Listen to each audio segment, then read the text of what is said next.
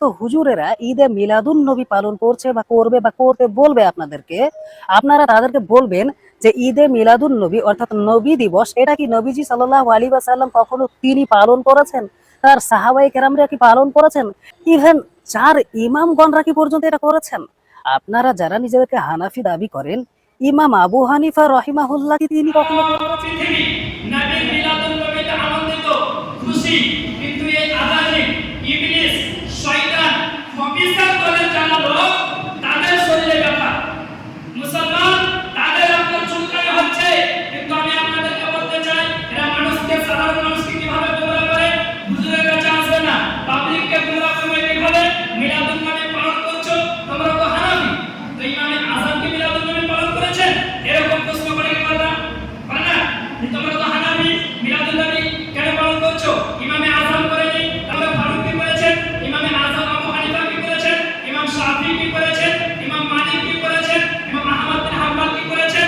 এরকম ভাবে মানুষকে গুমরাহ করে। কিন্তু আমি আপনাদেরকে বলতে চাই মুসলমান, ইমামে আযম আবু হানিফা থাক, ইমাম শাফি থাক, ইমাম মালিক থাক, ইমাম আহমদ বিন হাম্বল থাক, চার মাযহাবের ইমাম একদিকে সারা পৃথিবীর ইমাম মুহাম্মদ রাসূলুল্লাহ মিলাদুন নবী নিজেই পালন করেছে, বলেন সুবহানাল্লাহ।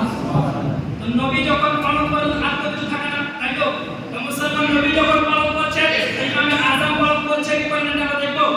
এই মুসলমান যদি বলে যে মিলাদুন নবী ইমামে আযম পালন করেনি, তাই চলবে না, তাকে আমি উত্তরে বলবো নবী পাকের জামানায় মসজিদে মেহরাব ছিল না, নবী পাকের জামানায় পাক্কা মসজিদ ছিল না, নবী পাকের জামানায় টাইলস বসানো মসজিদ ছিল না। তো যদি নবীর জামানায় না থাকার কারণে এটা যদি জায়েজ হয়ে যায়, আরে মিলাদুন নবী ইমামে আযম আবু হানিফা না করুক, আমার নবী মুস্তাফা যেটা করেছে সেটা কি করে না জায়েজ হতে পারে?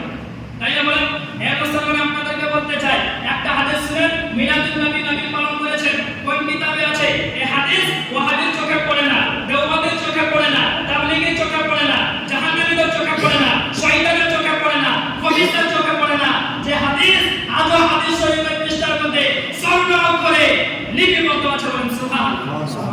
এই মুসলমান কোন কিতাবে আছে? বুখারী মুসলিম শরীফ প্রথম খণ্ড 368 পৃষ্ঠা, লাইন নাম্বার 4-5 এর মধ্যে, মিশকাতুল মাসাবি 179 পৃষ্ঠা, লাইন নাম্বার 11 এর মধ্যে হাদিসটি লিপিবদ্ধ আছে। আন আবি কাতাদা আল-আনসারী রাদিয়াল্লাহু তাআলা আনহু সুইলা রাসূলুল্লাহ সাল্লাল্লাহু আলাইহি ওয়াসাল্লাম আন সাওমিল ইসনাইন ফাকালা ফীহা কুলিতু ওয়া ফীহা উনজিলা আলাইয়া, বলেন সুবহানাল্লাহ।